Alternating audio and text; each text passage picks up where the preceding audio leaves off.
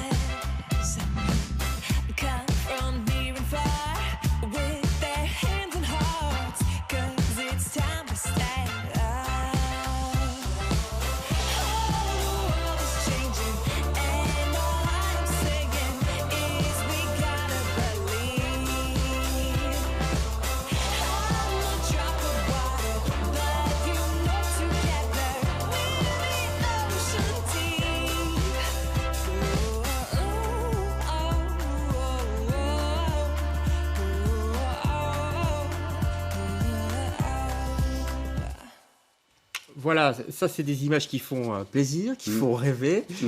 J'étais pas tout à fait comme ça cet été, il faut être honnête. Non. On a effectivement dû contrecarrer le mauvais temps en jouant 16 fois en extérieur, en annulant 8 fois, en ne jouant que 2 fois en extérieur au mois d'août. Donc effectivement, ça a été pour les équipes logistiques énormément de travail. Donc vraiment, je remercie les équipes techniques qui ont vraiment redoublé d'efforts pour qu'on puisse vraiment travailler. Mais voilà, on a fait contre mauvaise fortune bon cœur et on a pu quand même travailler. 4 annulations successives. Ça, c'était juste après le 14 juillet. Les fameuses inondations en Belgique, ça a été dur parce qu'il y a eu des inondations dans le Brabant wallon, évidemment. On en parle moins, mais oui, non. Wavre a été inondé. Chez nous, le site a été inondé. On était à 2 doigts de vraiment jeter le gant à un moment donné. Oui, il y a eu effectivement des intempéries qui ont menacé au pire moment parce que c'était la 2e semaine et on le sait tous, quand on a besoin de faire monter sa billetterie, la 2e semaine, elle est cruciale. C'est la semaine, le bouche à oreille se lance. Ah ouais. Il n'y a rien d'autre qu'un spectateur qui a vu un spectacle, c'est le meilleur ambassadeur. Si dans votre 2e semaine, vous êtes coincé par les intempéries, voilà, c'est là qu'on a croisé les doigts. Heureusement, les gens sont revenus par après, mais c'était pour nous en tout cas le pire. Le pire. à Molenbeek. Météo un peu différente peut-être? Oui, on a dû annuler la première de Blood Brothers, la vraie première, donc c'était un peu la déception. Ah mais ouais, après, finalement... comment ça se passe ça pour le moral parce que la première c'est quand même le moment que tout le monde préfère, non? Tout le monde était là, tout le monde était prêt, maquillé en costume, et puis à 20h45, on a dû dire ce ne sera pas pour ce soir. Il y a eu des pleurs en coulisses, des réactions un peu étranges dans la salle. Il y a vraiment eu des pleurs en coulisses ou oui, c'était la première de tous ces comédiens, donc ça a vraiment fait gloups, ils étaient prêts à partir, là, ils étaient sur le starting block, mais donc voilà. Mais on a en tout annulé que 2 fois cet été, donc je peux pas dire qu'on est beaucoup à se plaindre, on est passé entre les gouttes, on en rigole en disant qu'il y a un microclimat au Carevel, mais peut-être faut-il finir par croire que c'est vrai. Enfin, si on a depuis 23 ans, c'est que quand même majoritairement on annule très peu, sinon ça fait bien longtemps qu'on aurait arrêté. Que vous seriez rentré à l'intérieur. Le microclimat, il va jusqu'à Saint-Josse ou pas? Il va jusqu'à Saint-Josse, ce microclimat, mais on est privilégié par rapport à ce qu'on a imaginé depuis le mois de mai. D'abord, en mai et en juin, il n'a pas fait si mauvais. Non, on avait un beau printemps. On a toutes les représentations qu'on avait imaginées en extérieur. Donc dans votre cour. Dans cette cour, ont pu avoir lieu. Mais surtout, comme vous le savez, on a 3 salles qui n'étaient pas tout le temps occupées. Alors, ce qu'on a pu faire quand, dans le mois de juillet, c'est devenu ingérable, parce que c'est devenu ingérable à un moment donné, puisqu'on jouait tous les jours, eh bien, on a mis le spectacle en intérieur, ce qui fait qu'on n'a pas dû annuler les représentations. On avait imaginé, ou on s'est imaginé très rapidement que si on ne pouvait pas jouer dehors, on jouait dedans. Certains spectacles se sont joués salle des voûtes, d'autres en petite salle, d'autres en grande salle. En même temps, quand vous êtes metteur en scène, quand on fait une mise en scène pour l'extérieur, c'est pas la même chose que pour l'intérieur, parce que vous êtes rentré aussi à l'hôtel Martins, qui est juste à côté. Voilà, les acteurs doivent s'adapter, c'est pas les mêmes dimensions, etc. Non? Oui, non, ça demande beaucoup d'imagination, de souplesse. Alors dans nos métiers, on est souvent habitué à trouver ça, mais c'est vrai que l'extérieur, le fait de passer extérieur-intérieur, demande aux équipes une grande disponibilité émotionnelle et professionnelle, en se disant, bon les gars, c'est l'été, profitons qu'on soit dehors, et effectivement on a dû s'adapter. Et pour les acteurs qui ont l'habitude quand même de porter la voix, c'est toujours ce qu'on dit à l'extérieur, il faut porter la voix plus, ça change tout. Oui, ici, nous, comme on est sur une comédie musicale, malheureusement ce n'est pas faisable d'extérieur en intérieur, c'est beaucoup trop lourd comme spectacle, ils sont 20 sur scène, il y a 10 musiciens, donc la technique est relativement conséquente, et donc on ne peut pas comme ça, sur ce spectacle-là, passer de l'intérieur à l'extérieur, ou de l'extérieur à l'intérieur, c'est pas faisable. Donc nous, ou on joue dehors, ou on ne joue pas. Donc, tandis que vous, il y avait quelques pas à faire, quoi. Oui, et puis... la régie, elle se tourne, quoi. Voilà, et puis on a quand même un théâtre, et donc c'était plus complexe d'organiser par moment techniquement le spectacle à l'extérieur, parce que nous sommes dans un lieu où il y a plein d'habitations autour, donc il y a des casques pour éviter les nuisances, etc. Donc rentrer le spectacle techniquement, pour jouer du théâtre là où d'habitude on en fait, était plus simple que... on n'a pas dû sortir des spectacles. C'est plus simple que le contraire, ça vous voulez dire? Oui, bien sûr, bien sûr. Quand vous avez dehors chez nous un plateau qui fait 10 mètres sur 4 et que vous avez un plateau dans votre grande salle qui fait 13 mètres sur 8, c'est plus facile à mettre en place quand toutes les lumières sont déjà là, quand la technique est là. Alors, ça demande aux actrices et aux acteurs des raccords, parce qu'en effet, le rapport aux spectateurs, le rapport entre eux, le rapport au son n'est pas du tout le même. On a fait les raccords qu'il fallait pour pouvoir poursuivre, parce que l'essentiel, c'est un mot dont on a beaucoup parlé pendant toute une période vis-à-vis de la culture, l'essentiel... On n'en parlera plus, Voilà. L'essentiel était de pouvoir continuer à jouer parce que les gens venaient. Et qu'il n'y a rien de pire pour quelque organisateur que ce soit de faire venir des gens et de leur dire ce soir on ne jouera pas. C'est vraiment la chose que tout le monde veut éviter. Comment ça se passait donc je l'ai dit en riant, mais c'est vrai, vous regardiez la météo tous les soirs ou toutes les avant-soirées? Un météorologue personnel. Ah oui, carrément. Moi, depuis le 15 juin, tout le monde me parlait tout le temps de la météo. Et j'ai dit non, stop, ça suffit, parce qu'on était tous sur nos applis en train de comparer quelle est la meilleure appli. C'est pas votre métier en plus. Non, alors très gentiment, notre attachée de presse, Sophie Dupavé, m'a dit écoute, je connais un météorologue. Alors le mec, au moins, c'est lui qui prenait la décision, c'était plus moi. Et on activait, mais c'est vrai que c'était douloureux quand une annulation est tardive, que les spectateurs sont là et qu'on est obligé de dire mesdames et messieurs, définitivement il fera mauvais, les gens ne vous croient plus, quoi. Donc ça, c'est toujours le pire. Mais au moins, grâce au météorologue, on a pu anticiper quand même une série de choses. Vous les appeliez à quelle heure? Nous, c'est à 17h. Donc vous preniez les téléphones de tout le monde? On a les mails et les SMS et on envoie, on dit c'est garanti ou c'est reporté. Et donc il y en a qui étaient déjà dans leur bagnole oui, alors on essaie d'être souple, on offre des tickets boissons pour quand ils reviennent. Voilà. On essaie de se faire un peu pardonner, mais c'est pas notre faute. Mais on doit quand même se dire que ces gens ils se sont préparés mentalement. Moi j'ai pris une babysitter, enfin bon. problème, c'est qu'il ne revient pas parce qu'il n'a pas fait très beau au mois de juillet, mais pas fait très beau au mois d'août non Allez, plus. maintenant on va avoir 3 jours de soleil. Donc, Oui, c'est d'accord. magnifique. Donc, ils Vous sont là. les appelez à quelle heure, vous Nous, c'est annoncé à 19h45, donc c'est Ah, relativement ça, c'est vraiment tard. tard, oui. Oui, mais on a un système de buffet tous les soirs qui fait que là, on ne peut pas annuler le buffet, il est commandé, il est là. Donc, dans tous les cas, le buffet a lieu. Et on s'est rendu compte avec les années que d'annuler à 17h, même si j'ai toute confiance dans ton météorologue, nous a souvent fait prendre de mauvaises décisions. On avait annulé plusieurs fois tôt. Et puis, il n'y a pas eu une goutte. Donc, on a finalement décidé que 19h45 était la bonne heure. Ouais. Et depuis ce moment-là, on a annulé que 2 fois. Alors que si on avait décidé plus tôt, on aurait sans doute annulé bien plus souvent cette année-ci. Ouais, sauf que vous avez joué sous la pluie quand même. On a parfois joué effectivement un peu sous la pluie quand les conditions techniques le laissent faire, et tant que c'est tout à fait supportable pour les gens. Et plusieurs fois, on a laissé supposer qu'on voulait arrêter. Les gens disent non, on continue, on continue. Je dis bon, ok, on continue. Ouais, mais alors, Et donc, ils font quoi les gens? Ils sortent leur parapluie? Comment ça se Non, passe? parce que c'est dangereux dans le gradin, mais ils mettent un capuchon, ce n'est que de l'eau. Donc Oui, c'est voilà. c'est comme un Roland Garros finalement. Voilà. Tout le Oui, temps. Ouais. ce n'est que de l'eau, donc c'est pire pour les comédiens quelque part. Alors, on sourit un peu parce qu'il vaut mieux en sourire hein, finalement. Mais il y a quand même des conséquences économiques. J'aimerais bien qu'on en parle. Chez vous, par exemple, il y a des partenaires à la fois publics. Donc là, je crois que la province du Brabant wallon Ouais, et la loterie nationale. ouais. Ça, voilà, c'est public. Oui. Mais il y a des partenaires privés aussi Oui, qui se mouillent un peu pour la culture. Donc ça, c'est pas mal. On a du privé qui Oui. investit dans la à culture. qui moi j'ai garanti un certain volume de spectateurs. Ouais. Et là j'ai eu chaud. Ah bah ouais, Mais je j'imagine. les ai eus. Mais à un moment donné, je me suis dit, maintenant il faut que quand même on trouve entre les questions Covid, les jauges Covid, etc. et la météo, ça a été Un voilà. Mais j'ai équilibre. eu au final ce que je voulais, en ayant quelques bonnes sueurs, notamment vers le mois de juillet, en me disant, bon écoutez les gars, je pense que j'ai signé quelque chose. Mais ça va, on fera 9000 spectateurs.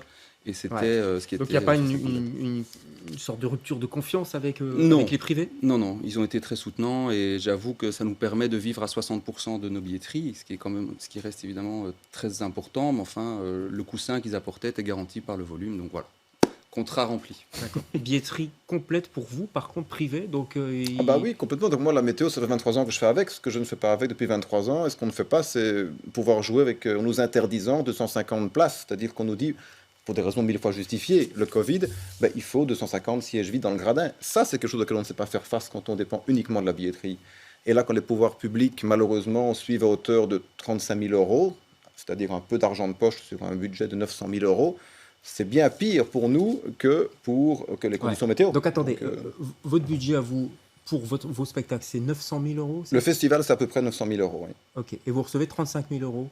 Non, on a reçu 35 000 euros parce qu'on a fortement insisté sur un engagement qui était plus élevé que ça. Donc, ça fait gloups quand on doit laisser ne fût-ce que 200 sièges vides par soir Ouais. à 20 euros sur 50 soirs, c'est vite 300 000 euros qui disparaissent. Qu'on ne peut pas faire pour des raisons justifiées, en tous les cas, point de vue sanitaire. Mais ça veut dire quoi? Alors, là, je ne suis pas fort en maths, mais tout l'argent qui est perdu, c'est du déficit? Ah c'est du déficit, oui. C'est pour ça qu'on a demandé de l'aide et que nous ne l'avons pas eu. On a eu un montant ridicule, alors qu'on est une des seules grandes institutions culturelles qui, depuis 23 ans, n'est pas aidée de manière récurrente. Donc, quand on demande un petit peu d'aide là, je vous avouerai que et les artistes et les organisateurs que nous sommes un peu, on se demande on ne sait pas pourquoi finalement, si après 23 ans, il n'y a aucune reconnaissance en cas de problème. Bon, voilà. Vous trouvez ça normal, Michel Castelnau-Moguet, s'il raconte? Non, pas du tout. Je ne trouve pas ça normal du tout. Parce qu'il faut bien se rendre compte quand même que tous ceux qui ont ou tenu leur engagement cet été, on parle de Bruxellan, ou ceux qui ont inventé des choses et les ont maintenues et ne sont pas aidés par les pouvoirs publics, au-delà de la météo, il y avait tout ce contexte sanitaire. Et comment, ouais. Il y a un an où on a dit aux spectateurs, restez chez vous, c'est dangereux d'y aller, malgré le fait que des tests ont été faits pour dire que les lieux n'étaient pas adéquats. Donc non, il y a, si vous voulez, sans vouloir rentrer dans un débat,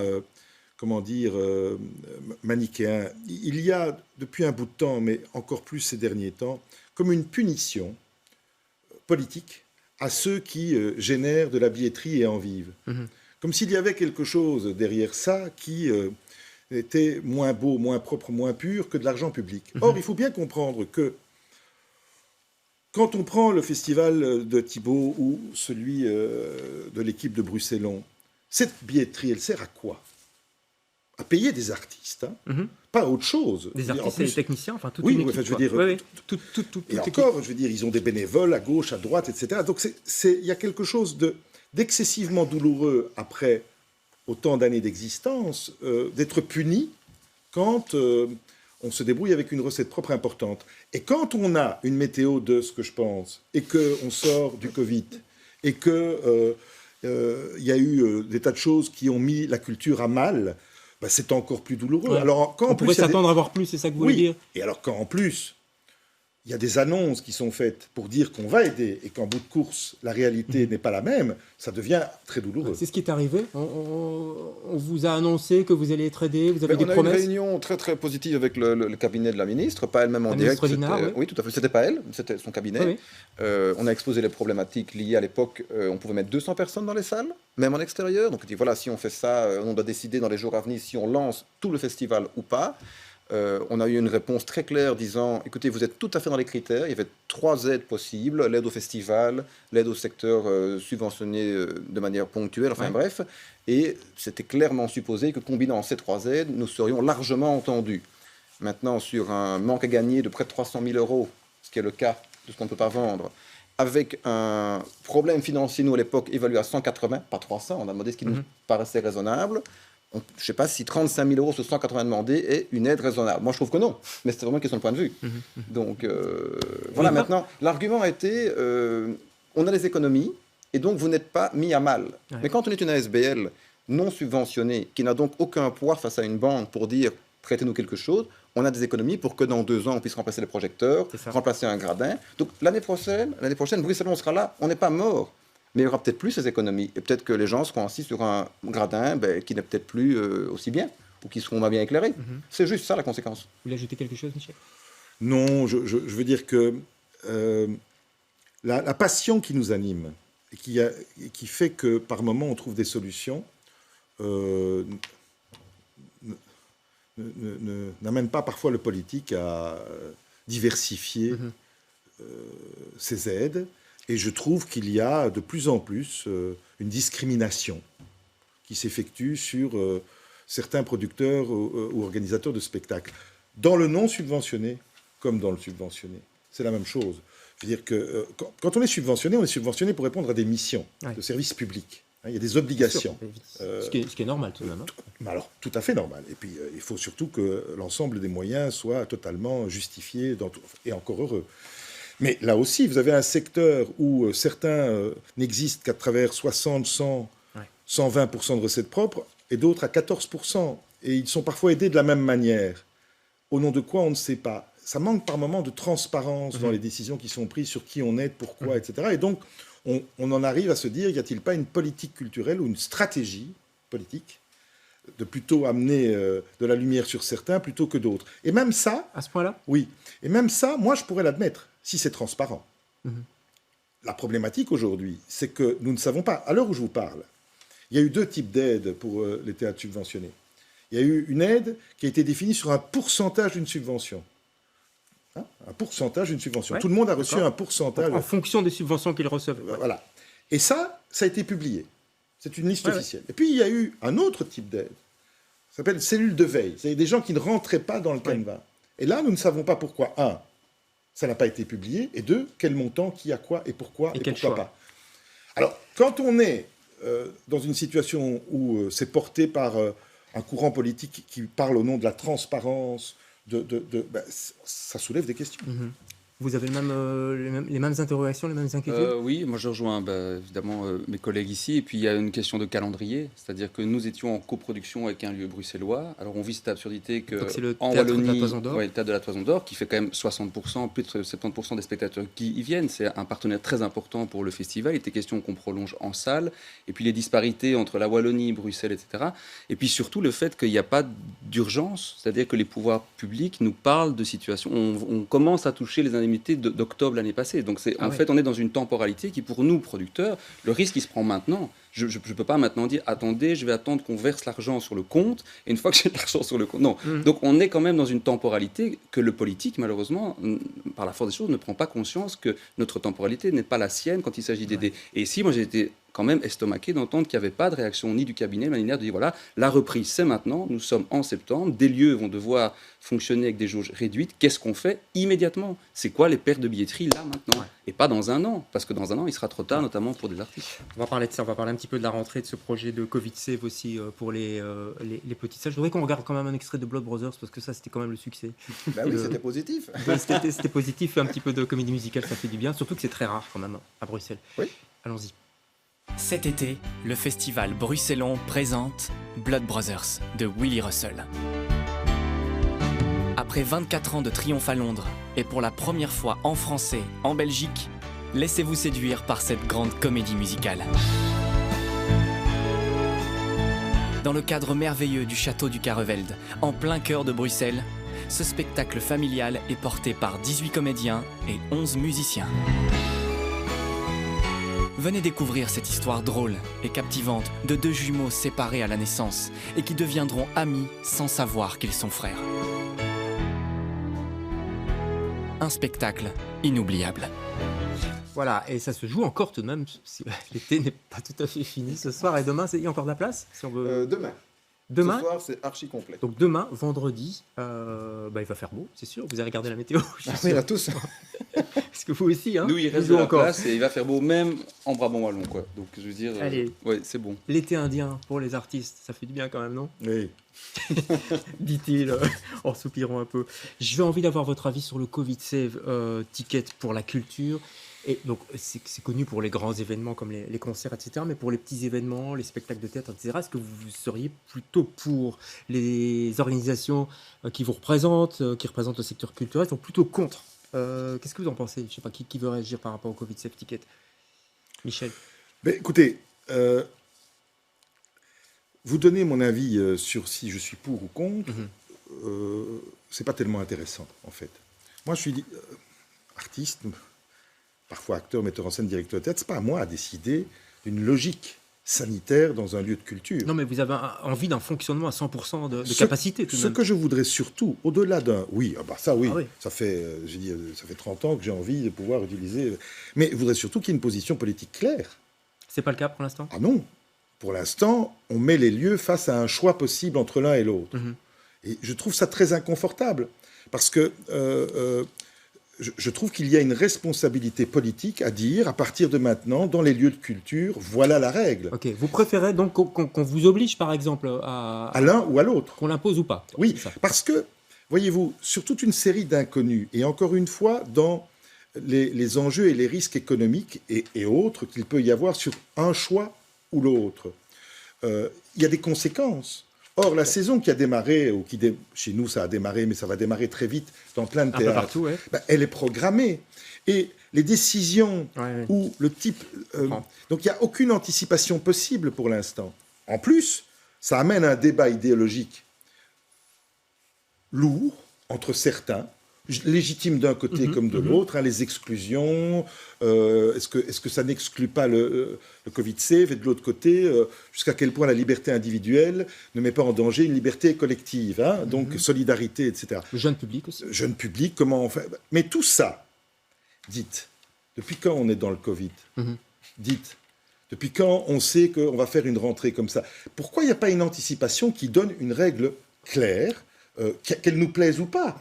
Il n'y a pas vraiment eu de concertation avec les associations professionnelles par rapport à ça. Thibaut, vous n'êtes pas directeur de théâtre, mais vous serez pour le principe du Covid Save Ticket?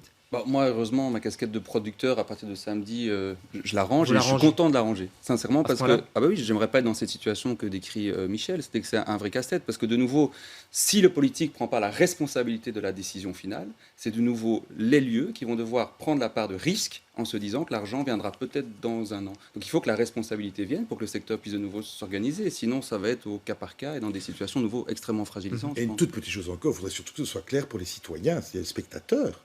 Imaginez que dans certains lieux, ça soit comme ça et dans un autre comme ça, ils savent plus, on ne sait plus où quoi qu'est-ce. Moi, je voudrais qu'on évite la cacophonie.